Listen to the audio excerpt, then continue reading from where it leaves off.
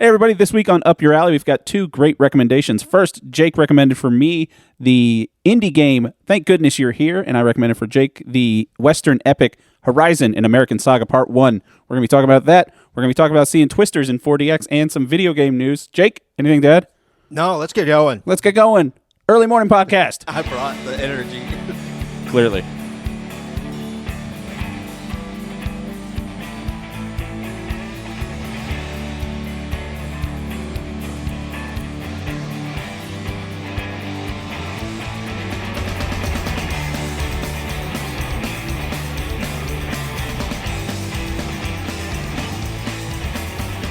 All right, welcome everybody to the show. If it's your first time here, my name is Taylor Egan. With me, as always, is my best friend, Jake Baggett. Say hi, Jake. Hey, buddy. It's a show where we recommend things to each other. Then we come back the next week to grade them on a scale of 1 to 3, depending on how much the thing is up our individual alleys. Again, this week, Jake had me play an adorable little indie game called Thank Goodness You're Here. And I had Jake watch an adorable, brutal Western epic called Horizon, an American Saga, Part 1 of who knows how many at this point. 4, he said? Oh, 4, I see what he you mean. said. I see what you mean. But by filmmaker and star Kevin Costner. Jake, how you doing, bud? It's been all right, man. How things been going? Just a bunch of work, and yeah, that's kind of it. Yeah, that's I've been fine. playing more and more games, man. Yeah, I've been, like I told you a little bit before we started recording, I recently just did a deep clean because I couldn't find my disc copy of Red Dead Redemption 2. Yeah. And the bug itched me where I'm like, I want to play some Cowboys again. Yeah, of course. So it's one of those things where you're Giving the subject matter of the podcast. I mean, seeing Horizon did make me want to go play Cowboys again. Yeah. But it's one of those things where you're looking for something and you know it's somewhere, but that leads you to end up entirely cleaning your whole house. Yeah, sure. Yeah, and so reorganizing everything. We're at Jake's house again for this podcast, so he can't see how nice the podcast studio looks, but it looks fantastic. That's good. Things are We'll have to take your alphabetized on word the shelf. for it. Yeah, I mean, you're going to have Last to. time I was there, flypaper was hanging up. There was, and there was a off the cricket. ceiling. Yeah. Yeah, I mean, you're not wrong. It looks much better now. I can't wait to see it. But yeah, so I started playing Red Dead again, and that's after I got finished playing your little thing. But some video game that's coming out, you're actually downloading it. I'm watching your screen. Download it right now. The day this comes out, Astro Bot will be out. PlayStation's, I guess it's their big swing at trying to get a 3D platformer on the new console. Their de facto mascot now, Astro Bot. They tried a Crash Bandicoot remake, and they did Ratchet and Clank. Yeah. And what was the other one they had? Spyro. Mm-hmm. They did a Spyro remastered as well. Yeah, they did a remaster of all these games, I yeah, believe. none of those really clicked the way people wanted them to. I mean, yeah, I guess it's kind of hard. It's not really the tempo of the game landscape right now. Right, but Astro Bot is new to the PS5 because it was a tech demo, essentially, for showing you what the controller can do. Yeah, Astro's Playroom, Right. which first came out. But it was fun to play. It played really well, and it was just really cool, all the little things about PlayStation that was in it. Right. Like, it gave you history of Little stuff Easter eggs. and little Easter eggs all over the place. And if I get a whole game like that, that's pretty exciting, man. Yeah, I'm stoked about it. I want to play a game where I just run around and jump and collect stuff and look at things and go, that's great. Yeah. That's so exciting for I've me. been chasing that for a while. I've always said it's my favorite style of game. My favorite game is Banjo-Kazooie. I don't know if you're into this. There's a game. I want to try and find out the name of it real quick. Do it. It's a game where you play a little witch. And Little witch. You deliver parcels, and it looks very cute. And I think that might be something that might be up your alley. Could be. I'm going to find it out. You keep talking. All right. But yeah, so I love the Astro Bot, Astro's Playroom. And Yes. I really didn't think too much about it other than the fact that I thought it was just, it comes on the PlayStation and shows you all the new things the controller do, like the haptic triggers and things like that. I think it was a lot of that stuff because it was also for the PlayStation VR. Right. You know, and it's like... Which I never let's got. I show never you got a off- VR. Let's show off what the PSVR was. It's not worth it. Whatever. I had a good time with it. Right. Blood and Sand, I think is the game was called. That game was really fun. Yeah. And Astro's VR game was really cool. But beyond that, I was like, I spent hundreds of dollars for this thing. That Right. was- Do you have a VR? yeah. Oh. It's not worth it. No, it doesn't sound like it. Yeah. I mean, if I have to set it up for the PlayStation 5, I have to get the adapter. I don't have PSVR 2. Oh, PSVR was just for the PlayStation 4. Yes. Oh, I And then didn't they know that. sold an adapter later so that you could play it on the PlayStation 5. Gotcha. That sounds horrible. Yeah.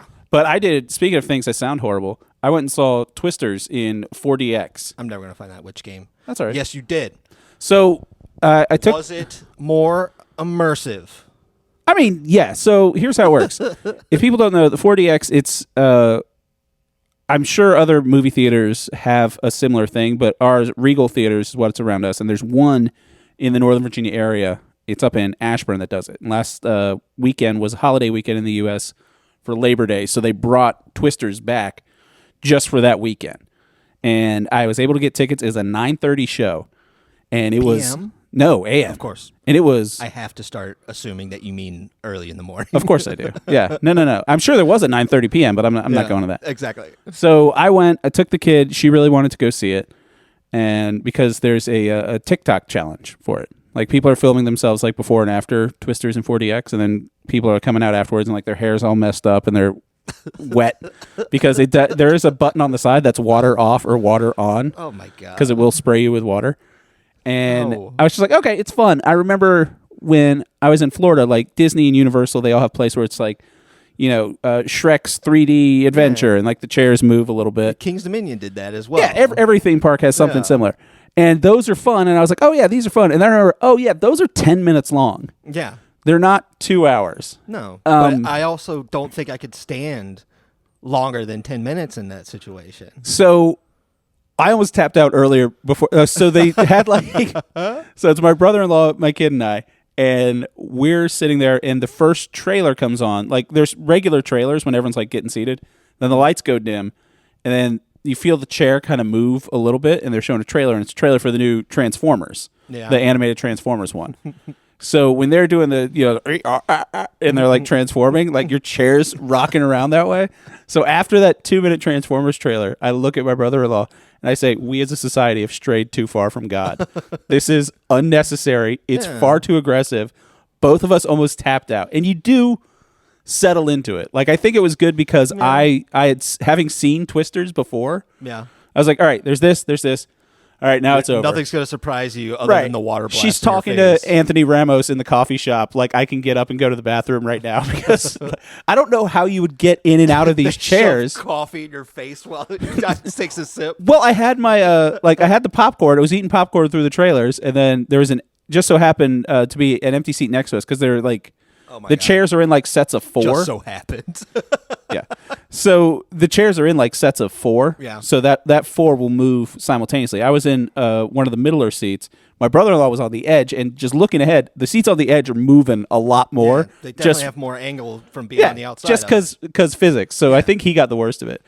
End of the story. I'm too old for 4DX. Yeah. Like, I don't know. It's just not interesting to me. It was exciting. The kid had a blast, and like there were some young kids in that theater. Like there were some that were like 6 or 7. I was like, I don't think Twisters. That's great. I don't think they're tall enough for this ride, let alone this movie. Like I think it's a young man's game for sure. The 4DX theaters. I just want to watch a movie. I mean, Twisters was great, but we saw Twisters in the RPX, the regular, their big screen. Yeah, it's great. Yeah, it's fantastic. Yeah. They had fans. They had strobe lights going. The water was not as aggressive as I would have believed. It was a little more obnoxious than some. The weird thing is they had smells piped in too. Oh my God! But none of them smelled like. Obviously, it wasn't like a spot on smell. There's one. You remember in Twisters? Someone's gonna die from cancer from the Twisters soot smell. Yeah, exactly. Oh no! You remember the scene in Twisters? It's after Kate, main character Kate, goes and she meets Glenn Powell, and then Anthony Ramos is like, which way is the tornado going? And she like walks out into a field of grass, and she's like touching the grass, and she's like the tornado whisperer. Yeah. And you feel the breeze blowing, like the way the wind is. In that scene specifically, the wind changes and she knows something. Yeah. And the fans blow from the other side of the theater. I'm like, that's cool. Yeah, and then fun. They pipe in this smell that I guess is supposed to smell like grass, but it doesn't. It smells like I don't know, just if you left a fresh cut grass candle in like a wet trash bag for a while, like everything it kind of smelled like a car wash. Like everything kind of smelled. You know when you're in like the artificial smell. Yeah, you know when you're in a car wash and that smell just comes in through your air conditioner. And it's like everything smells wet. Like a wet version of what it's supposed to smell like. And it was just not like the fire smelled like wet fire. And I don't even know how that was possible. Maybe it's subtle. stuff. I just would don't be think you need fun. the smell. I just don't want stuff to distract me from what I'm watching. There was a fog You know? machine in the front of the theater, so every Oh now and again my you would just see like God. fog like rise up from right there, and that was pretty cool. That's so funny. But I think I've never get away. been. Here's what you do: you I've get. never been interested in this type of stuff. No, it's a gimmick. Where It's also like- only $4 more than a regular movie ticket. Like so I'm like, I don't know how they're making their money. yeah, like a laser show or anything like that. That's what It's- I'm saying. It's not. It's something that's great that people go to it. I hope Yeah. they have a good time. It's just something that's not interesting to me because I went to a Queen laser show and I was like, I could have just listened to Queen at home. with a laser That's- cat toy. That's literally just me. Yeah. Yeah. I mean, that's what I was thinking. Like, get away with the smells. If they had done like a laser show, if you're watching like the opening scene in Episode 3 of Star Wars, where they're like the big space battle. If you're doing that and they're actually like lasers like going through the air and stuff, that would be dope. But yeah, Twisters, it was fun. It was a fun gimmick. But Subtle my things. back hurt so bad Gosh darn it. the next day. That's so funny. It's like That's so funny. it was like I rode like a riding lawnmower on a gravel road for 2 hours, and just my lower back just hurt. Especially because I live an hour away from the theater. I have had multiple people talk to me about this 4D experience. Yeah. And I was like, all of them were like, gonna go see it in 4D. And I was like, you all sound excited. I Yeah. don't get it. Yeah, it's an experience. It's not something I'm going to angle to go back to. And it would definitely be, I would have to see the movie ahead of time. The one movie I thought of that would be great in this was, out of movies we've seen recently, more so than Twisters, if there was Godzilla 0 or Godzilla -1 Yeah. in 4DX, that could be fun. Just like because it wouldn't be so much the movement, but if like when Godzilla's stomping, the seats would just like kind of like go like up and down. Rumble a little bit. Like a little rumble. Subtlety would be nice. Right. Where it's just something that like just pricks your hair up a little bit. It gives you goosebumps. Right. You know? Something that just like you're not going to focus on that anymore. Right. You're not going to say, oh, what's that doing? It's my chair moving. You're going Right. to be like, whoa, that rumble. Like it's Kinda like, nice. Whoa, that's like really, yeah. Or if when they're on like the boat scenes in -1, like it could kind of It's like like rock back and forth subtly. The haptic feedback on a controller. Perfect example. Like Right? when you're playing Ghost of Tsushima and you're doing the Yeah. drawstrings and the controller's just Yeah, you the can trigger's feel a the little tension on harder. it. Yeah. That feels good, but I'm not going like that feels. I'm not like that's cool. Right. I could live without it, but it's like subtle enough. When I play Cyberpunk, when you're driving a car and it switches gears, you can feel it let loose a little bit on the tension. Never played that game still. It's really good. I'm sure. It's Everyone one of says. my favorites. Yeah. I'd have to say. People shat on it too fast. Yeah. Yeah. Well, that's a nice little segue. Speaking of games people shat on too quickly. Yes. So there was a game that was released 2 weeks ago Yeah. called Concord, which I remember when the trailer of Concord came out. This is a PlayStation, I think it's on PlayStation and PC. Yes. Kind of a Helldivers situation. And the trailers from it, when it first came out, it looked like they were just trying to make their own Guardians of the Galaxy, which is what everyone compared it to. It's like aliens, and they're kind of like talking shit with each other. I remember seeing a trailer once Right. and not even registering anything beyond it's a hero shooter, and I'm not interested. I didn't get the fact that it was a hero shooter. I thought it was I thought it was like a cooperative game. Yeah. Like it was going to be a fun story-based game. And then when I heard it was a hero shooter, which I've never gotten into like the Apex Legends, Valorant, any of that stuff. Yeah. I played, there's one called The Finals that came out recently. Yeah, I remember I that. downloaded that, played it for a little bit. I'm like, not really for me. Yeah. But when I heard that, I was just like, oh, I really don't care at all about this game. Yeah. And neither did anyone else, because I think at one point I saw on not Twitter, but Reddit, at one point a week after its launch, Steam had 30 active players Yeah. for a game that they were charging $40 for, which is absurd. It's wild, dude. And in a pretty rare move, they are unreleasing the game. Yeah, they're refunding everybody too, And that's apparently? the good thing. They're refunding everybody. It was out for 2 weeks. And immediately after I saw the news that they're pulling the game, I was like, oh, I want to download this game, especially if I'm going to get a refund. And they won't even let you download it anymore. Yeah, they stopped that. Well, I wanted to see What everybody was up to. I wanted to see the train wreck. I'm like, how is this so bad that a major I don't think company it's bad because the people that I've read that's played it, they said it's a good game and it's like Right. it's solid. It's just 8 years too late to a trend that happened. You Well, know, I think they were riding high after Helldivers and the wild runaway success. This And was in Helldivers was popular development for before Helldivers, right, too. but I'm saying Helldivers was popular for like 2 months. I don't know a lot. We I talked think about it's got a Helldivers. consistent fan base still. It does, but it was huge. Yes. For 2 months. It came out, it hit hard, but that's the type of game that people want to play now. It's PvE. I mean, it's still That's my what game of the people year love. until Astro Bot comes out. Probably. Well, actually, I don't know. I might have a new game of the year. No, that you Little Sizzle. So Little Sizzle. But that's what everybody wants to play now is PvE. That's where it's fun right now. It's with the boys. It's with the boys. Yeah, You're not. you guys are just hanging out. You know, Yeah. People don't want to be competitive anymore because Not tryhards to are out misgender. there, Girls can play Helldivers too. and they are awful. It's awful to play games like Call of Duty right now because sucks. people are mean and they're too good, and they're mad at you for not being good. And games like that can be pay to win as well. Yeah, these games, Lethal Company, Helldivers, any game, even something like oh my God, Dead by Daylight, where it could just be a group of you and your friends just working together on something. And most of the time, you're just going to mess around and have a good time. Yeah. Because that's what's fun about a video game. Right. And then Concord comes out and it's like, get your competitive spirit going. And you're like, I don't want to. Right. We're all having fun over I here, man. really enjoy hanging out with my friends and like laughing and having a good time. Right. So they say they're going to retool it, and I don't think we see this game again. I think they're just. It's one of those things as well where I'm sure there's some tax thing.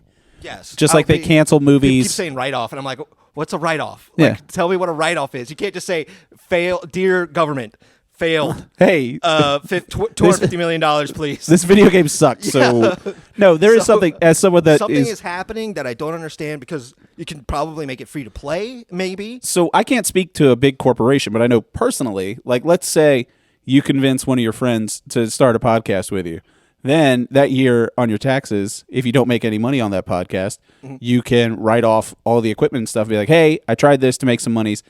And they don't give you the money back, but it just decreases your tax liability because you have all these losses in a dumb podcast you do with your friend. I don't understand. I still don't understand. It But taxes. now it's starting to make sense because I'm sure a big company can be like, I need $250 million. I failed. Right. And they'll be like, of course, buddy. I'm so sorry that happened. Well, yeah, to big you. companies, believe it or not, actually get treated better by the government than. They're people too. Well, that's true. Thanks, Mitt. But yeah, I don't know. I'm interested in this game now. Like I wanted because you were talking about still games not that sucked at lunch. At launch, it's noon. I'm in the mood. This game sucks at lunch. Great at breakfast, That's a good. but What are the launch codes? That's. Those words are very close together. they are.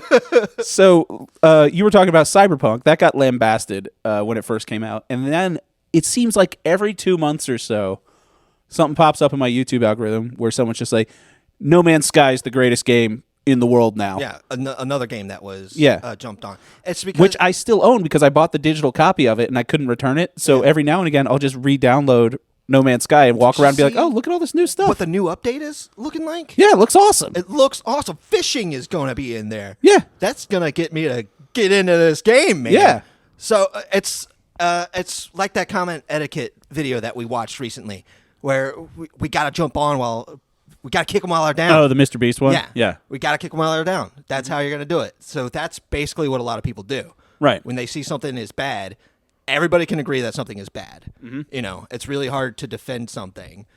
So, like, it was easy to see how bad Cyberpunk was when it came out because it's visually there. Right. But the stuff that I saw when I was playing it, it hard crashed like 3 or 4 times on me, which I would say if that is a deal breaker for you, that makes sense. You shouldn't play video games if that's a deal breaker for you. If that's a deal breaker, I understand. That's fine. Yeah. I'm not going to gatekeep. You're welcome to whatever your Or hear opinion. this. How about this? But If that's a deal breaker for you, don't play it in the first 2 months. What I'm saying is, if it's a deal, if seeing a walk cycle not work quite Mm-hmm. as well, see somebody sit on a park bench, but they're just floating in midair. Yeah. And that's like you steaming, fuming, Right. and just laughing and being like, "What stupid idiot." Posting on Reddit with those Yes. like jazzed up memes. They're like, look at this piece of You're shit. just bandwagoning. You're just. I was like, I just want to play this game. I don't care. Right. And then, Wasn't it one of the Assassin's Creeds, like the first week, it was just like eyeballs floating because like the skin wouldn't... Assassin's Creed Unity. Yeah. It was another like one. the skin wouldn't render, so it was just like eyeballs and teeth. And I would agree... That's still a meme because that game fucked up right at the beginning. I would agree that it's really hard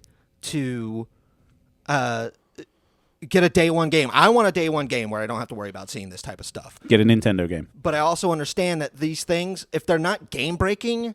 I'm not going to be that upset about it. That's fair. You know what I mean? Yeah. If I see Cyberpunk, I was talking to a guy for a mission, and he was leaning up against a car. And while I was talking to him, the car just sparked on fire. That's kind of funny. And while I was watching it, I was like, that car's going to explode. So I'm trying to back up while he's just talking to be like, how far away can I be so he still talks to me, but I won't die from the explosion. And I got just to the point, and he's just saying, and then kaboom! He's still laying up on a burnt out chassis. That's awesome. Talking to me, and I survived. And I was like, "All right, okay, all right, get talking on this mission, buddy." Yeah. All right. Well, let's get into video games. Let's get into our recommendations for the week. Let's talk about yours first. Yeah. Indie game came out last month. Yeah, I think. Yeah, last month. I'm pretty sure. Thank goodness we're here, Jake. How'd you hear about this game, and why'd you recommend it? I'm gonna burp real quick. You could have held the microphone further away from you, I believe. I don't know if I could. Yeah. But this was a game where I was looking at a store, and I saw the cute picture of the cute little guy. And I was like, what is this? This looks like a really good little art style. Mm-hmm. And I watched a video of it, and I was like, oh, it looks like a nice little point-and-click adventure game. I'll put that in the memory banks as a game to look back into later. And then... I was on Twitter, and Ben Starr was on there, the voice of Clive from Final Fantasy 16. Mm-hmm. And he was doing a thing with IGN where they roll a D10, and he rolled it, and you say, like, if you roll a 6, he's like, what's a 6 out of 10 game that you're playing right now? So he rolled it, and he just picked it up, and he put it on 10, and he was like, oh, I got a 10? Oh, I'm playing Thank Goodness You're Here. It's the funniest game I've played in such a long time. Yeah. And I was like, that's a good enough recommendation for me to try it out. So I bought it, and I played it, and he was right. So it's from an indie developer, a British developer called Cole Supper. Mm-hmm. The reviews on it that I'm pulled up are mixed. Really? On Metacritic, the PC got 90 out of 100, the Switch got 82 out of 100, and the PS5 got 84 out of 100. I would say it's about there. The main thing that it says, I mean, I'd give it more than 84. I mean, to me, personally, I find it a 5 out of 5. A 3. Yeah. I'd give it a 3 if I could. Oh, yeah. For our scale, it's a 3. Hell yeah. It's a hard 3. But I can understand because there's things that people want in this gaming culture that you're not going to get from this game. Right. It's relatively short. You know, that's one of the things it flat out says. It says it received positive reviews from critics with praise for its absurdist humor and criticism for its short length. Yeah. Not everything has to take you 100 fucking hours to beat. And I would say that people... And honestly, I would have hated this. $20. I would have hated this if it was any longer. I would say yes.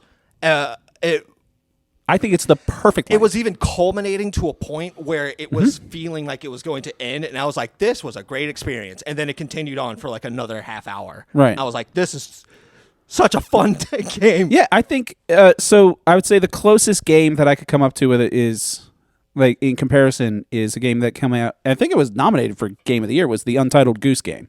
Yeah, sure. I don't know if it was Game of the Year or anything. I think it was nominated for Game of the Year. But it's something like that. It reminds me of... Which, if people haven't played the Untitled Goose Game, it's one of the most fun gaming experiences. And it's not as puzzle-solving as... Like, Untitled Goose Game has a lot of puzzle-solving. Yeah. This, after I played it through...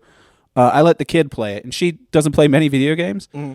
And she was having fun until she just lost interest, and she's like, "This is dumb." And I was like, "I know it is. It is really dumb. I get it, but I see why you stuck it out." So I think it took me maybe 2.5 hours on my first playthrough. Yeah, I looked at my timing. It said 3 hours for me. Yeah, and I was like, "Oh, that's good." Yeah, and for $20, I paid $25 for 2 hours of Twister in 4DX. Yeah, I will do this again. Yeah. And not have to pay another $20. I buy Blu-rays now. You know, those are around $20. Physical media Jake. Yeah. Yeah. So I'm happy with that. Right. You know, that price, it was a good price point. Yeah, I don't understand why people, like, I can see if you're paying $60 for a game that sucks. I think something that needs to come back out is we talked about this when Baldur's Gate came out. Baldur's Gate had a 2-hour free trial. And that's enough to where if you like that game, you could do it. A game like this that's $20, I'm sorry, but $20, you don't deserve a refund for not liking something that's $20. Yeah. It's $20. Sure. And you say it's too short at 3 hours. If you don't like it is one thing, but if you find it like outwardly offensive or you can't play it, then I would understand a refund. This game functions perfectly. But this game, I didn't have any problems with it, and it's humor that I loved. I wanted you to play it because we should say what the game is first of all. Oh, go ahead. Yeah. No, go ahead. It's your rec. So, it's just a game where you're just a little guy who's waiting. You go to this new town, Bondsworth, to help out the mayor, but you're waiting, and you get bored waiting, so you get up and hit the streets. You don't get up if you want that special achievement. Oh, I didn't know about that. Found that out. I'm getting a platinum on this game. Yeah. But you get up, you walk outside, and that's when you learn the controls is movement and punch. And jump. And jump. And that's it. And you go out, and you see a kid who's stuck his hand in a grate, and he's like... No, so this is how this game is genius. It's like you can move up and down on most screens a little bit. I would say the movement is closest to almost like a brawler, almost like Teenage Mutant Ninja Turtles, where it's like 2.5, sometimes 2.5D, and then sometimes it's flat 2D. Sometimes it's 2D. Yeah. It's right. Sometimes you explore. What is that? It's Legend of Zelda 2, where you can move up and down sometimes, and sometimes it's just a side scroller. Very close. Yeah. Yeah. So the art style is fantastic. Yes. It's animated. It strikes me. That was my biggest selling point for me. It's kind of like that Adventure Timey, Gravity Falls aesthetic a little bit, a little more absurdist, a little Rick and Morty. It gave me Stick of Truth vibes, Yep. where it just looks exactly like a cartoon, but you're interacting with it now. Perfect example. Yeah, the way Stick of Truth and Fractured But Whole did South Park, where it looks like you're watching South Park. And what you're saying with when you walk out of the mayor's office, first of all, the game tells you nothing. You start out in your boss's office, and he's like, get going. Yep. And you got to figure it out, and then you can hit things, and eventually you hit a water cooler until the water cooler falls over, and then you push it over the thing, and then you jump out the window, and the first thing your boss says is, why'd you jump out the window? Yeah. There's a the door. door's right there. And the humor in it is so British. Yeah. We talked briefly last week. Matt Berry is involved in this as voices. And it's if you like Matt Berry, if you like What We Do in the Shadows. Yes. If you like that, you'll love this game. It's so good. And also it has a bit more of there's this TV show the kid used to watch when she was a little bit younger on Disney Channel called Big City Greens. Yes. Have you ever seen Big City Greens with like your niece or nephew or something like that? Yes. It's very Big City Greens as well, where everything's just like dialed up to 11. Yeah. And what you were saying with the guy that you find in the grate, that's the only direction in your game is when you're just talking about this from a game design standpoint. Yeah. If you get stuck, they tell you what to do, but it makes it funny. So like the worse you are at the game, the funnier the game is. Because this guy, you don't know where he is. You just walk around, you hit a door, and he's like, oh, they're closed. And this door's closed. And then you just hear this high-pitched British guy go like, whoo-hoo! And you're like, who the hell is that? And he's like, whoo-hoo! Yeah. And he's got his hand stuck in his grate because he found a tuppence in the pan. I was chasing the tuppence, fell down the grate. Right. And so he's like, I need some lubrication. Yeah, something greasy. And then you just stand there, and if you don't do it, he's like some butter. And then you turn it, there's a store that's just called Buttery Nubs. And that's the thing. It opens up with like fake advertisements, which is a real interdimensional cable Rick and Morty vibe. I like where it's like Big Barney's Buttery Nubs. Yeah, I like peens. Not quite peas, not quite beans. Right, and there are running jokes throughout it. So the way it works so perfectly as a 3-hour thing is you cycle back through the town helping people, and that's the conceit of the game. When you walk up to someone, they say, oh, thank goodness you're here. And then someone has some stupid problem.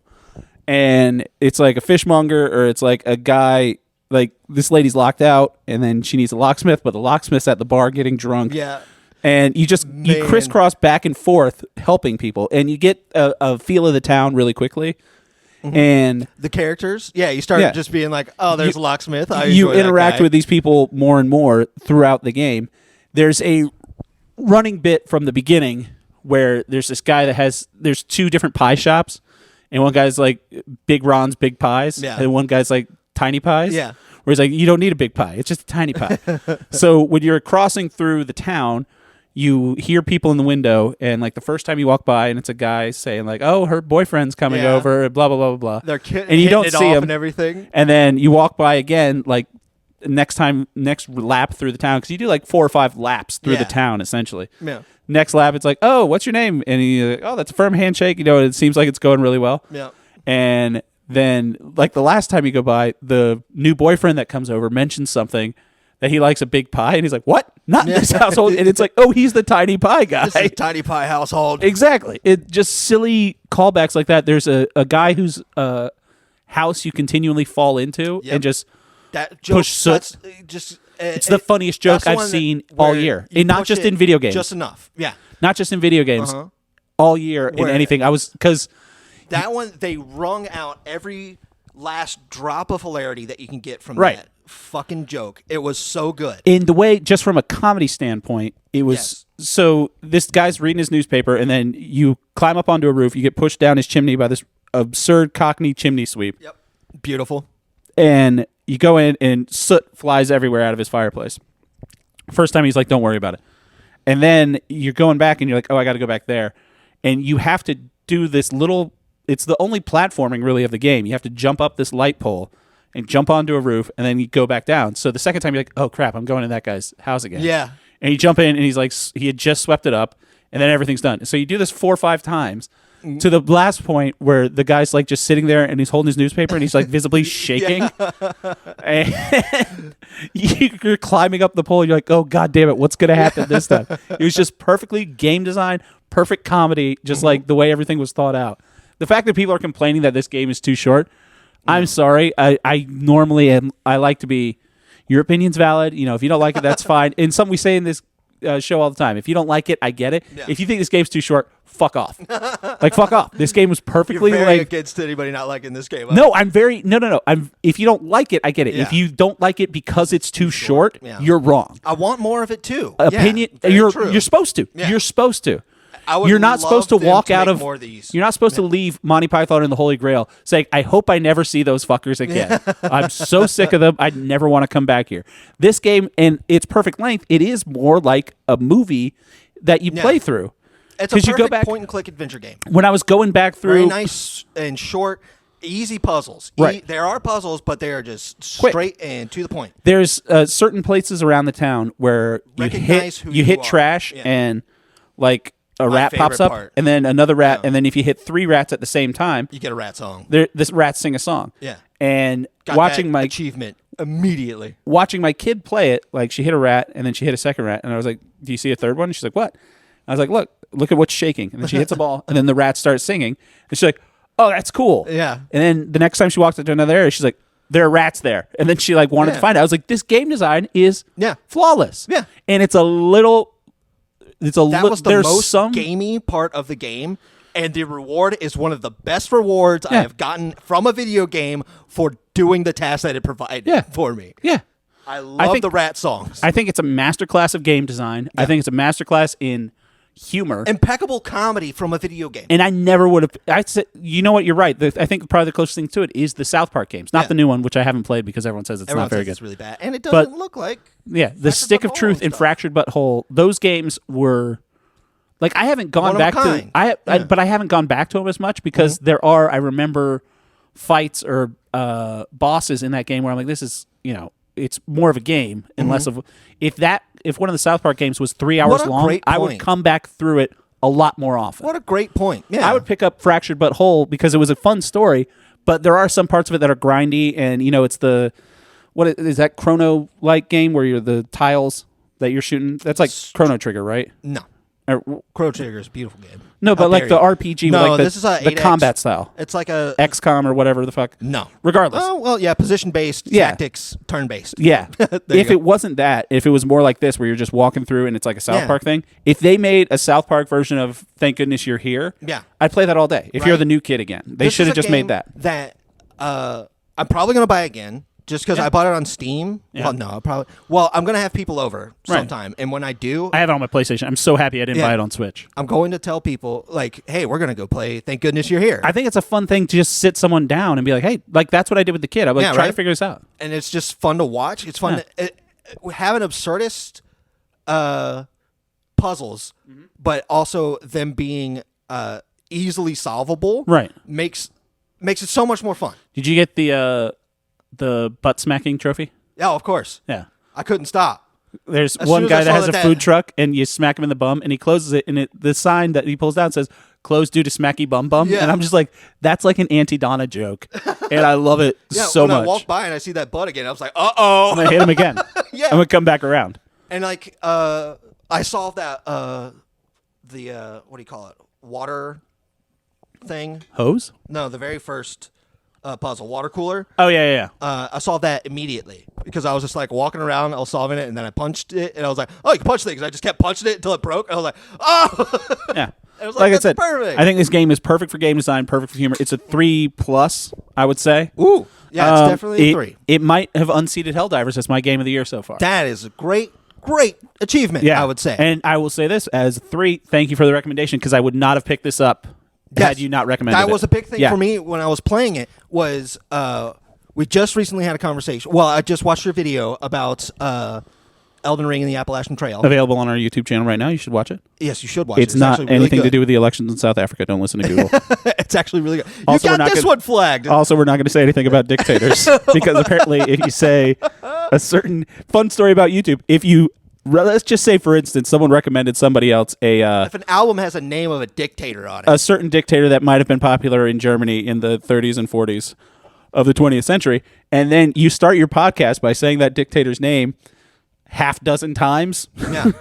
in a really upbeat voice, Yeah, you just keep saying it. the algorithm will This has got to be bad. the algorithm will flag that immediately. That is very funny. Yeah, well, live and learn. Yeah, you live, you learn. But yeah, you watched my Elden Ring video. But I watched your Elden Ring video, and the way that you were talking about how you don't play these types of games, and like you're very discouraged from its gameplay, but doing this podcast and me getting you to play games that you never would, you started a appreciation for them, and you also started to even where it felt like words ripped right out of my mouth when you said that you started meeting games on their terms. Yeah. Now, to see no, what that's they're something like. you've said to me on this podcast. Oh, yeah. Hey, you took my words. It's on our podcast channel. But when I was playing this game, I was like, this is a type of game that I haven't recommended to Taylor, and I think this is perfect for him.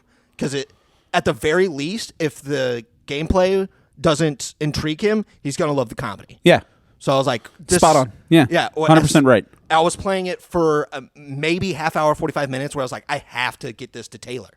And I was like, this is great. It literally took me in the first 10 minutes of the game. I mean, because I always go into something a little bit reticent to just be like, oh, this is the best. Yeah. But what we're saying with the boy who's stuck in the grate, you find butter, and then the butter slowly just slides all the way through town, and it's just this long panning shot of just a lob of butter sliding. Yeah.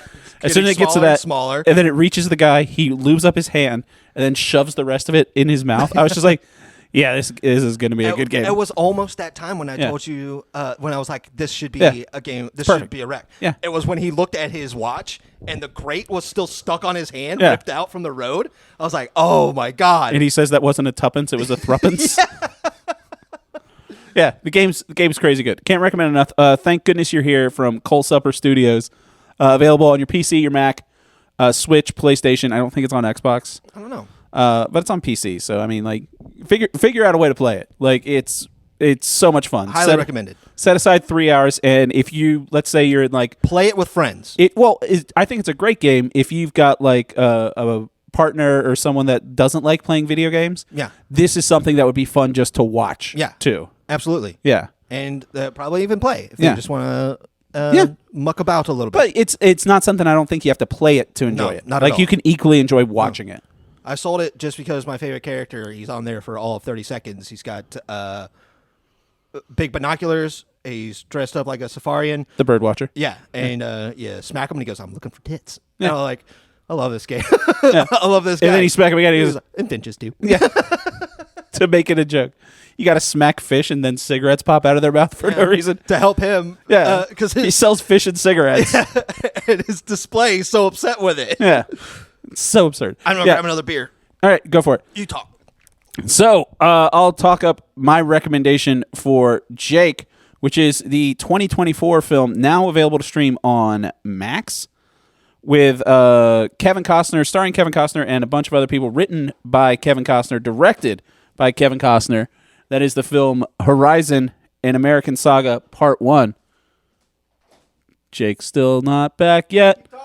I ran out of things to say about Kevin Costner. It's now available. I love Kevin Costner. So that's something that I had always been a fan of as well. Before, probably second to Ben Affleck is my love for Kevin Costner. I would say it would be the first love that you started showing me when we started hanging out. Right. Well, the thing about Kevin Costner is it's fun. Like, Kevin Costner's got a lot of movies that you can just point to and be like, this movie rules. This movie rules. This movie rules. I remember there was one time you went to Mardi Gras. And he was the Grand Marshal of the Endymion Parade. Yes. Mm-hmm. And you were like, I was how do you like them apples? No, that was Ben Affleck. Kevin Costner was the Grand Marshal of the Endymion Parade, and through a crowd of people, I yelled, "Field of Dreams is the greatest movie ever made." And he pointed at me, gave a thumbs up, and then threw beads at me. And I was like, yeah, Kevin Costner, you're the best. So this movie came out in theaters, and it got mixed reviews. Yeah, I would say is probably the best way to put it. Was hopefully a grand sweeping epic. That's what they were rooting for. Kevin Costner apparently said he put about $84 million of his own money into making 2 of these. So he's already made 2. He had 4 of them planned. And Jake, I thought you would like it because we had talked about seeing it in theaters. Yes, we did. And we did not. We did not do it. And it was hard to find it in theaters, which was one frustrating thing. But then it came out. It's on Max now, so I was just like, all right, let's watch it. And I watched it. It's a 3-hour movie. I watched the first hour, and then I think I mentioned it last week. I stopped, and I have a projector down in the studio. And I was like, I'm going to watch this on the biggest screen possible. So I put it up there. It's a beautifully made movie. The story is good. Yeah. It's definitely set up to be more than just. It's not a standalone movie because there's no what do you call it? Ending? Reconciliation of the story or any plot line. So it's a real Matrix Reloaded, Matrix Revolution situation. If, for instance, at the end of the Matrix Reloaded, if they did a montage of everything that might be happening in the next movie for no reason whatsoever. But Jake, what'd you think of the movie? This movie was. I'll say this. Okay. If you like Red Dead Redemption 2, yes, watch this movie. Yeah. Honestly, watch this movie. Yeah. You're going to like or it. Westerns. It's a Western. Not just Westerns, because the pacing of this thing is good, but it's off. You know what I mean? It's not a good... this is going to sound bad. I want to say this right now. It's a 2, but a very hard recommended 2. It's a 2+. Yes. We'll call it a 2+. I don't like that because now we just have a rating of 6. You know what I mean? So... what I would say is it's a worthwhile 2. It's nothing. It's not a masterpiece, but what it is a really good movie. Right. It would have been a better TV series. Its pacing is off in that way, which is if this was 3 episodes and the 4th episode came along, I would still be on board. You know, by the end of this thing, I was more on board than ever. I really do love this movie. I thought it was great. Mm-hmm. It took a long time to get going. It wanted a lot of different characters doing different stories established. Right. So there are basically 4 stories that are going on. Yeah. And eventually it feels like they're all going to come together. Yes. But they don't in this. They don't in this. But and then they tease a 5th story in that one. Yes. So regardless, so the movie starts out with people going to this town called Horizon. And that's kind of the running thing is that there's this print and press in the back in the city that's selling people dreams. Like, go to this town called Horizon. We sold you a parcel of land in Horizon. Go out there, and people go out to Horizon, and buy the land. The land that they had been sold. What we find out later is kind of agreed upon with the U.S. Army. This is set in the 1860s, right? Civil War time. 1859. Yeah, because the Civil War comes up. Yeah. So the U.S. Army kind of has a deal. Like, no, this is Apache land. Yeah. Like, we have like kind of a soft treaty with them. It's like, we're not going to go there. So these people had been selling people land that they didn't have the right to sell them. Yeah. So these people go there, they set up their town, and at the very beginning, they get slaughtered. Yes. Very graphic thing with the Apache coming in the middle of the night, and it's It's a harrowing attack scene. It's wild, but it also feels more like Kevin Costner's got this Hollywood touch to it that makes it feel more bombastic than it does. Yeah. Like authentic. It's not shot with the gritty realism. It's the music, Yeah. that makes it feel like it's more like sweeping scores and wide shots and stuff like that. Yeah, Girl, get off that mic. yeah. That's a cat he's talking to, by the way. Toast is bothering me. So you have that story going on. Then at the same time, you have Jenna Malone's character who is up in the the Montana territory. Yeah, because Horizon is down in Arizona. Yes. And she shoots a guy and takes a kid and leaves. Yep. And then that guy's sons come up and they're like, what happened? We're going to go get her. Yeah, Mom's like, time to go. Got to go kill this lady. And then we don't hear back from them for about an hour and a half. Yep. So at first I was like, when they played that scene and then it skipped back to the other people, I had to stop and be like, did I sit on my controller and like skip ahead another chapter that I didn't realize? I was like, was that a flashback? Like, yeah. Did I miss a point? And especially because and no offense to the movie. Everyone looks the same. Yeah, it's just it was telegramming that it's still the same people, time, right? But it was just very jarring to stop. I didn't know that the movie would be doing this, jumping all over the place. So we have Kevin Costner does not show up for like 2 hours. Yeah, for a very long time. When we go back to the town that got ransacked by the Apache, that's where we meet, I would say, our female protagonist, Frances, played by Sienna Miller, and she's fantastic. Her husband and her son get killed in the raid. Her and her daughter like hide in a little crawl space underneath. Yeah, barely survive. They get broken out by the army the next day. The son in that scene, Francis Kittredge's or Sienna Miller's son. Yeah, that's Kevin Costner's son. Oh, really? Yeah, it's his first movie. Oh, that's cute. Good for him. Sorry, that's cute. Also during that, I don't think it was the army that found them. I think it was like people. No, it was people that came with the army. Okay, yeah, they came down with the army right. because that boy runs off and gets the army. Like he takes, and that's a beautiful shot. So this little boy takes two horses really cool and takes off through the night. And you're like, why does he have two horses? He's getting chased by the Apache, and then while he's running full speed, and it's this beautiful dolly shot where they're just showing like the horse running in this gorgeous southwestern United, not southeastern. He'd be running through a swamp. Take the horse through the bayou. But Southwest U.S., and it's just like gorgeous starry sky. And then in the middle of, he's running the horse, he jumps onto the second horse, so he has a fresh horse. Yeah. And keeps running. And it's just like, holy shit, this is an amazing scene. Yeah, it looked really good. And then we follow the natives back to their land. Yep. And the guy that led the strike on the settlers, he goes to his father and it's like, I killed all these people. Yeah. And his father's He like, was just a why? hothead. He's Yeah. like, why would you do that? It's kind of a similar arc goes on in Red Dead Redemption 2 with one of the Driscoll's stuff. No. The natives, Two Crows. Remember, he goes to his father, and his father's like, don't mess with the oil baron people. And he's like, no, I'm going to go kill all these people. And then you and Arthur get to go kill all those people. It's Red Dead Redemption 2 fucking rules. So eventually, Yeah, we get a little bit. The chief was like, you guys can't stay here. Right. He's like, they're going to come and attack you. I don't want anything to do with this. Right. And I he's didn't like- tell you to do this. And then the son, he's like, you're lost your way. The only way that we can keep this land is if we just snuff out the white encroachment, and then that's how we move on. So now he kicks out his young Apache sons. Right. But And the chief is just a lot like of Apache with them. Yeah, as the well. chief's like, if you're going, go. He's like, whoever wants to go with you, go with you. But this is not the way we're doing it. The chief did say something really cool about his kids, where he's like, "I'm happy my sons know who they are." Yeah. It's like That's because he also has a son that stays with him. Yeah. And they're talking, and he's like, I understand if you're upset with your brother. And he's like, I'm not upset with my brother. He's like, he has his feelings. And then that's when the chief's like, I'm really happy my sons know who they are. Right. Like, oh, man, that's cute. Yeah. So, and then finally, the lady that stole the kid at the beginning, she's in a cabin with this dork. And this dork's like living there with her and the kid. And a prostitute with the heart of gold. Yeah. It's an old Western thing. Her sister. I don't think it's her sister. You don't think that's her sister? No. Okay. Marigold wasn't her sister. It was just the prostitute that lived in town. Okay. Prostitute with a heart of gold. You need to have it. Well, she was taking care of the kid. When Right. She was watching the kid. Go And to work. Yeah.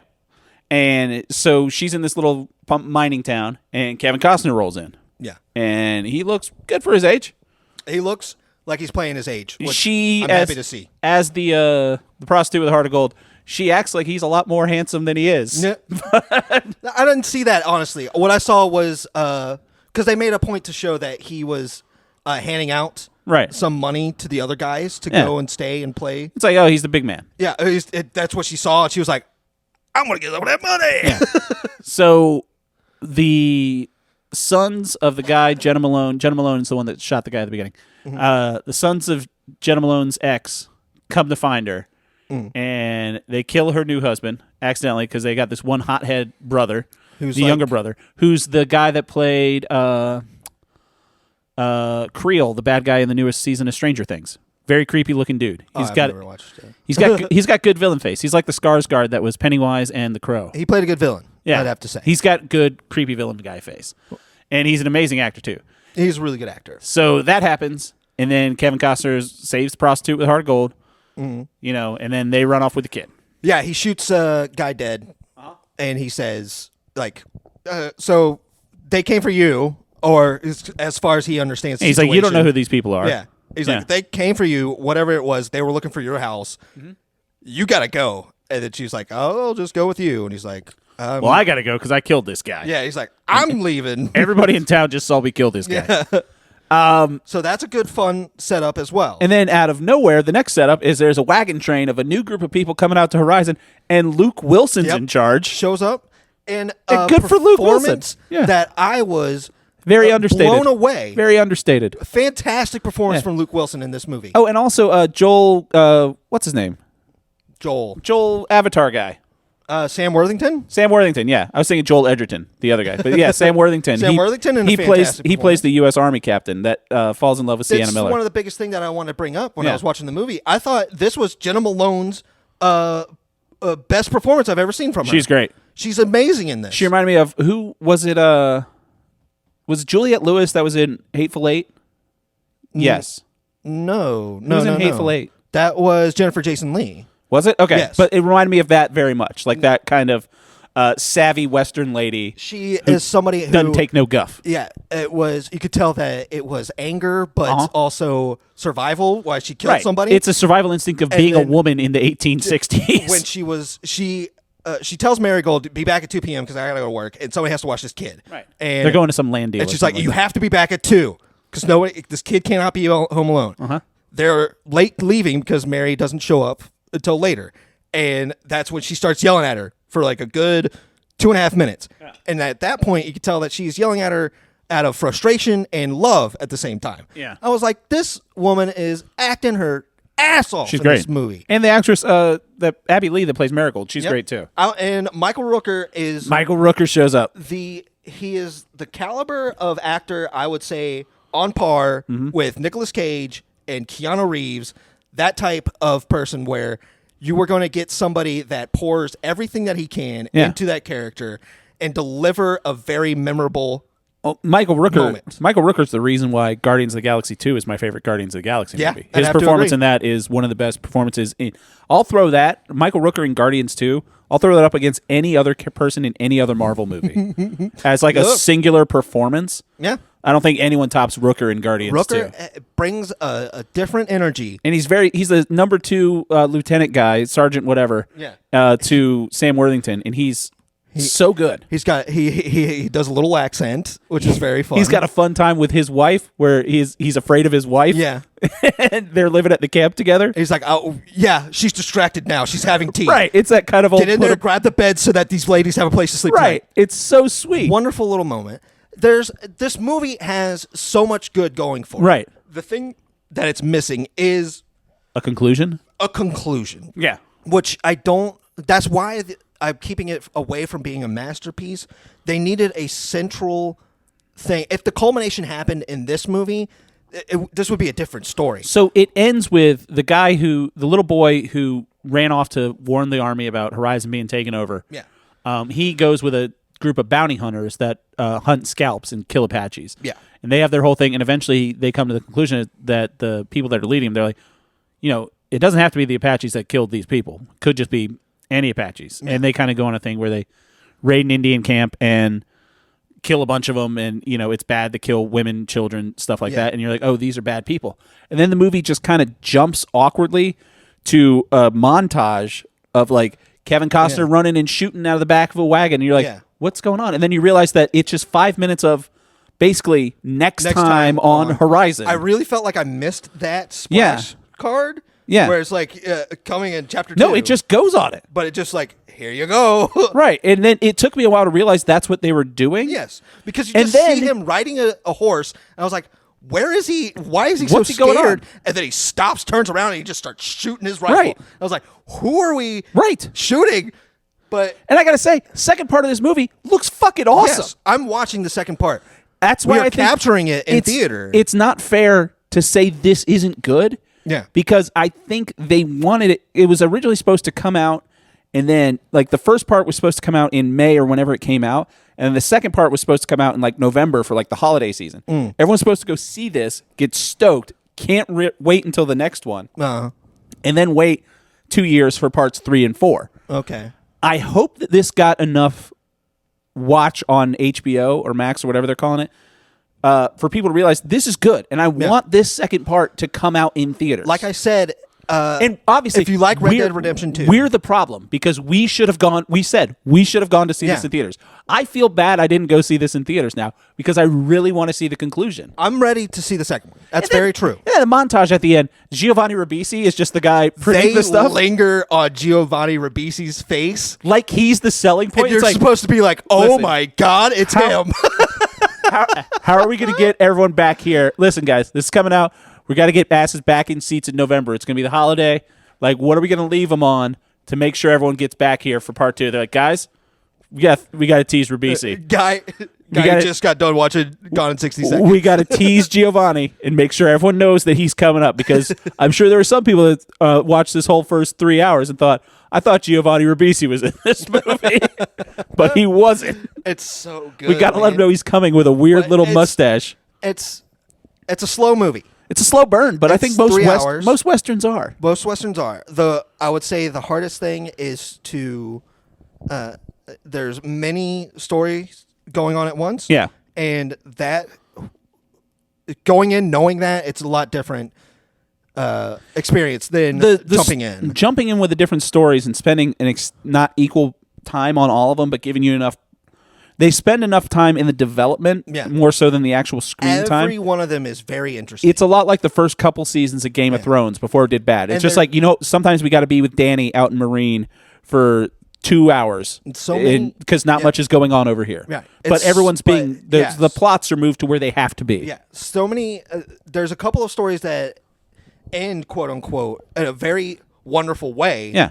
And there's, like Luke Wilson's story, I'm very excited to see where it's going. And that one was just starting. Yeah, he just seems like a very unconfident leader who's doing his best. He's reluctant to be a leader. Right. And he's also so pissed off at these rich assholes that and also do not comprehend what's happening around And also them. the fact that we find out that they're going to Horizon. That's not a good place. Yeah.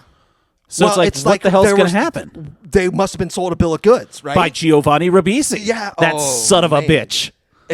It's very exciting. God damn you, Giovanni Ribisi. This is a good movie. It is a great movie. Absolutely. Yeah. Cat's on the podcast. Cat. Toast. I understand. Come to me. She gets upset. We're at the end of the podcast anyway. All right, so it gets a 2 from Jake. Yes, it gets a 3 from me. I am stoked. With a recommendation to watch. I hope. Looking at the cast list, Danny Houston's in this too. Danny Houston's a great. It's that guy. Is there? Yeah, and he's representation of the Army. Yeah. Of U.S. government. He does a very good job being that. Oh man, we're trying our best not to make sure that we're mad at the Indians. Sienna Miller's daughter that escaped from. There's a great scene where they're at the Army base. So well done. So the actress who plays their daughter, it's her first movie, I believe. Ella Hunt. Is that her name? Yeah. No, that's not her. Yeah, that's her. Is it? No, her last name's Kittredge. Oh. Regardless, Keep going. So the Army base, a lot of the guys get called off to fight in the Civil War because Georgia McPhail. Yeah. So there's a Civil War going on, and So they have to go do a big old civil war. Yeah. And they have to go kill the Southern people. So, and the mom and daughter that have been kind of like living at this base, and they've been doing their laundry, and everyone's like, these girls are so sweet, you know, everything like that. Everyone loves them. Yeah. So the fort's taking care of them. They're taking care of the fort however they can. So it's a good thing that, like, when they're going off and they have to tell her that... It's a moment where... the daughter, she's not talking to a lot of people. No. She's very, traumatized by what's going on. She had to identify her brother and dad's bodies. Yes. Yeah. So, and she still interacts with these soldiers, but you never really understand the relationship that's been developed. Mm-hmm. But these two boys that... like her, go up and they're like, "Hey, we're leaving." Like her, like a little sister role. Well, yes, love her. We'll say, and they're protective of her. Yes, so a little sister, big brother thing. Because they're going to feel bad leaving her, right? So they're going to her. Saying, they got to go kill all these Southerners. Yeah, we're going to go, but we're going to be back. Right. The South's getting squirrely. We got to walk down there and knock some heads. Yeah, and we're going to be back, and everything's going to be fine. We're going to be dressed in ribbons. We're going to have so many more medals. Yeah, and she runs away. And that's when Rooker nails it talking to the mom. Rooker's like, those boys, this is all they have. Yeah, because she runs away and goes to the quilt that she's been making and snips off the little flowers. Little embroidered flowers. And hands them to them, breaks down, and just gives them a weeping hug. Yeah. And that's when Michael Rooker is like, those boys are going to die. Some of those boys are going to die with that in their hands. Cherishing that thing more than anything. Yeah. And it was like, oh my God. And then it cuts away and she goes and like the whole the wagon train's going away and you look and every one of the soldiers has a little flower. I was just like, God damn it, this is a great movie. That was such a sweet moment. Yeah. I was a really well constructed moment. I was rooting for those Union soldiers. I was like, go beat the hell out of the South. They deserve it taking you away from this sweet little girl. Taylor's trying to beat them allegations. It sounds like over there, dude. I do specify, like, we're from Northern Virginia. Northern. That is such a well constructed scene. It's great, and I want to see what happens. That is somebody, Kevin Costner. That scene specifically gave me big Band of Brothers vibe, where it's that kind of solemn military going and doing your duty stuff. Yes, where I'm like, this is fucking great. Where they think they're going out to be heroes. Right. We understand what the Civil War was, and they win. That helps. This girl understands that she's seen more action than these soldiers have seen. They've been out just like manning the frontier. Horrifying. Yeah, and she's like, I don't want to see that with you guys. Exactly. And it's wonderful that she opened her heart to that. What a great movie. Yes, it's a really good movie. Yeah, I really want this to be in theaters. I want this to be in theaters. I do say I don't blame us. If not, can I say this? I blame theaters for not putting it that hard in theaters. I blame it harder. I blame it a little bit. Because I want to see Strange Darling, but it's not playing near us. Yeah. It's not my fault if I can't see it. That's fair. I say if this doesn't come out in theaters, we rent a theater. That's crazy. Let's do it. It's cheap. I mean, I did it for the kid's birthday. Who could we get? We have to make it an event. You and me. It'll be an actual podcast event. No. Yes. No. Yes. Just you and me. Just you and me? Yeah. Dude, is this a date? Kinda. You're renting out a theater for me? No, I want to watch. Listen, I'll do it by myself. I was just inviting you. Me? Yeah. All right, so that gets a 2 from Jake. It gets a 2 with a hearty recommendation. That's what I'm going to say. It's don't go in being like this is a masterpiece of film. Because it's not that. No, it's part 1. It is a hard part 1. It is a part 1. It is also not a movie structure where there's a it's a saga. Satisfying ending. It's an American Saga part 1. But it is a very all the acting is fantastic. The characters are very interesting. The story seems like it is pumping up to something. I think they're going to pull it together. I think it's going to be great. I think it's going to pull it together. They show me in small scenes with the Indian at the trade post where the bounty hunters show up. Right. There's a native guy that shows up with his son to kill, like, trade in an antelope. They're trading an antelope pet that they got. And that was just a really good shot of just building that type of tension. That was tension. That scene reminded me of No Country for Old Men. That guy had nothing to do with anything that's going on, other than that he's a Native American. No Country for Old Men. Yeah. The dude at the counter where he's like, call it friendo. Yeah. Yeah. But Oh man, Great movie. yeah, great movie. All right, We can everyone keep watch talking it. about it. Everyone man. watch it. No, let's not. Well, I'm just saying, like, there's just more stuff there's there. Yeah, that, but we don't need to talk about all of it. just a really good movie. Great movie. Definitely go and see it. If you like Red Dead Redemption 2, go and see this movie. Yeah. That's what I would say. All right. So thank you, everybody, for listening to the show. If you want to get in touch with us, you can upyouralleypod@gmail.com. You can follow us on YouTube and Instagram and TikTok and all those good things. Jake, let's find out what we're going to be talking about next week. What do you got for me? I got something really weird for you, buddy. Nice. I am wondering how you're going to feel about this. Uh-oh. There is a playlist that I've been listening to on Spotify. Spotify playlist. Is this one you made? No. Okay. It is made by a friend of mine who is big into music, and he's big into music that we enjoy. Okay. It is a playlist called Pizza Party Tonight by the author Crust Punk Inc. Okay. Does it have Pizza Day by the Aquabats on there? Yes. Called that. But it's got a very eclectic taste to it.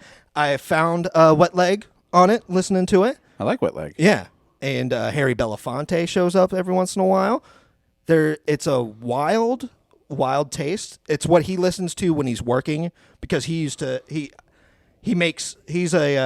chef as well. He works in the kitchen. This is what he puts on to It's a 27-hour playlist. yeah. So you're gonna have to start now. I would say just all I do is listen to it while I'm working or while I'm driving. Okay.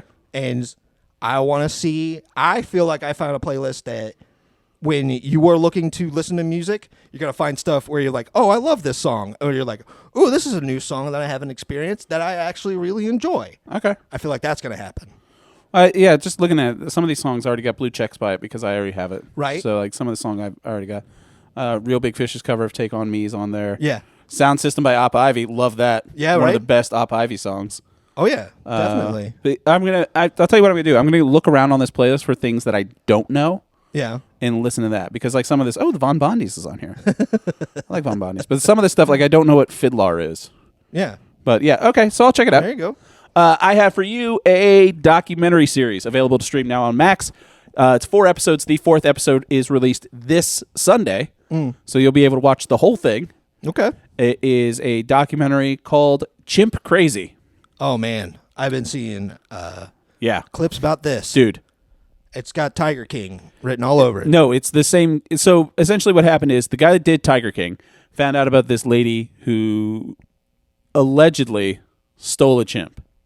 Yeah. And she's really weird about the chimps. And he wanted to make a documentary about her, but all the people are just like, no, you made Tiger King. I'm not going to do a documentary. You're going to make me look a fool, like a Joe Exotic. So he hires a proxy director to do it. Wow. And I will say this, as crazy as Tiger King was, Yeah. the lady that's the star of this. Yeah. Okay, so I don't, and this is something I had to deal with when I watched because I've watched the first 3 episodes. The 4th one comes out on Sunday. I don't like exploitative documentaries where they're like filming somebody and it's like this person's clearly crazy, down on their luck. Mm-hmm. It takes it. I don't have any empathy for you if you're mean to animals. If you're treating animals poorly, good. I hope bad things happen to you. So I do not feel bad for this woman at all. I understand. But it's a 4-part documentary, and like I'm not we gonna said, like it because I love chimpanzees. right? This no. lady loves them in a different way, and it's I weird. know. But We all want to own one, but they deserve nature. They will rip your nose off. Exactly. And it's just like orcas. It's just like blackfish. Like if you keep them in a cage, something bad's going to happen. They deserve nature. Exactly. Let them just observe. Almost like where elephants. they're supposed to be. Yeah. Sometimes they're bred in captivity. Right. They won't know. Those are the ones that you leave in a zoo environment so that they actually get the nutrition. Yeah. Well, we could talk about the ethics of it Yes. next week. Gosh darn it. So I'm sorry. we'll talk about Chimp Crazy, but the way it's set up is it's got the good. It was released weekly, kind of like that documentary about the lady that got kidnapped. That was the fake kidnapping that we talked about. It's like that, where at the end of every episode, you're like, oh, shit, what's going to happen next? Your ideas change. It's a real serial documentary. It's very well done. Chimp Crazy, that's available on Next. I'm going to check out the playlist Pizza Party Tonight. Yep. That's available on Spotify, Crust Punk Inc. Yep. Thank you to Jimmy for doing all of our artwork. Thank you to our brother Bill for letting us use your theme song. Jake, thanks for having me over. Love you, bud. I love you, buddy. Bye. Bye.